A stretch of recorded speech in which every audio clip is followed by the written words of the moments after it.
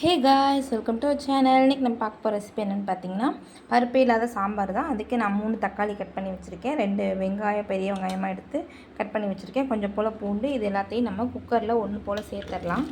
ஒன்றா சேர்த்துட்டு இது மூழ்கிற அளவுக்கு தண்ணி சேர்த்துடலாம்.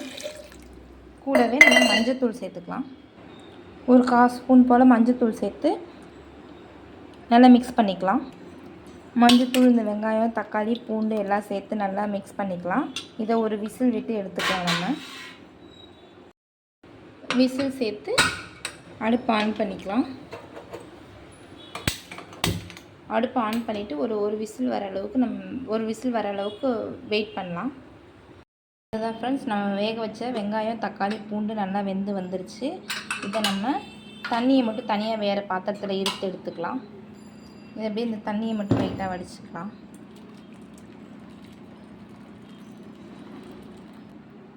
இதை நல்லா நம்ம கரண்டி வச்சு நல்லா மசிச்சு எடுத்துக்கலாம்.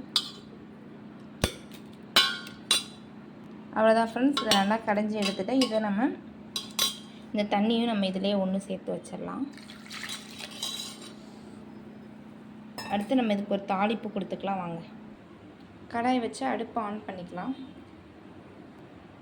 கடாய் காஞ்சி வச்சு நம்ம எண்ணெய் சேர்த்துக்கலாம். ஒரு ஸ்பூன் அளவுக்கு எண்ணெய் சேர்த்துட்டு எண்ணெய் நல்லா காஞ்சிட்ருக்கட்டும். நான் இங்கே தாளிக்கிறதுக்கு எடுத்து வச்சுருக்கேன். இதில் கொஞ்சமாக கடுகு, சீரகம், கொஞ்சம் உளுந்து, 4 வெந்தயம் எடுத்து வச்சுருக்கேன். அப்புறம் வரமிளகாய் எடுத்து வச்சுருக்கேன். சின்ன வெங்காயத்தை இடித்து வச்சுருக்கேன். கொத்தமல்லி, கருவேப்பிலை இதெல்லாம் 1 பை 1 சேர்த்து நம்ம வதக்கி எடுத்துக்கலாம். எண்ணெய் நல்லா காஞ்சிருச்சு. கடுகு இதெல்லாம் அடுத்து அடுத்தது வெங்காயம்.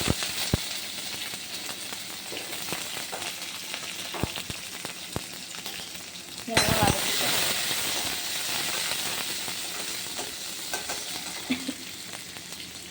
கருவேப்பிலை,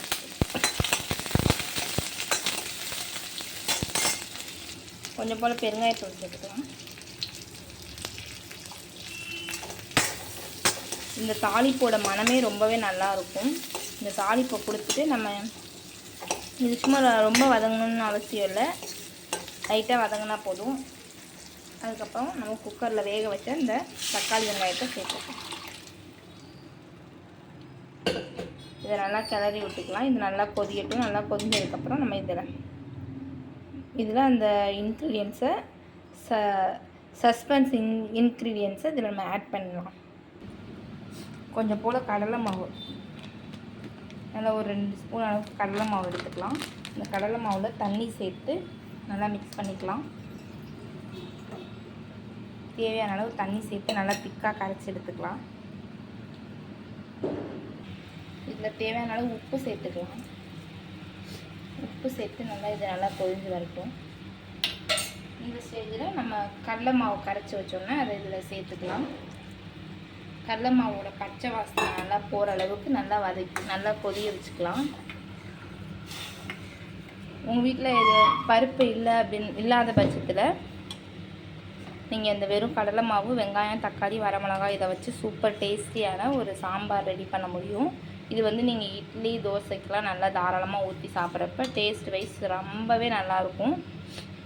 இது சட்டுனும் பண்ணிடலாம். பாருங்கள் ஃப்ரெண்ட்ஸ், நல்லா சாம்பார் நல்லா கொதிஞ்சு வருது. இந்த ஸ்டேஜில் நம்ம கொத்தமல்லி இதில் ஆட் பண்ணிடலாம். கொத்தமல்லி ஆட் பண்ணிவிட்டு அடுப்பு ஆஃப் பண்ணிடலாம். இதே மாதிரி நீங்களும் செஞ்சு பாருங்கள். சூப்பர் டூப்பர் சாம்பார் ரெடி ஆயிடுச்சு. இது இட்லியோடு சேர்த்து சாப்பிட்றப்ப இட்லி, தோசைக்கெலாம் ரொம்பவே நல்லாயிருக்கும்.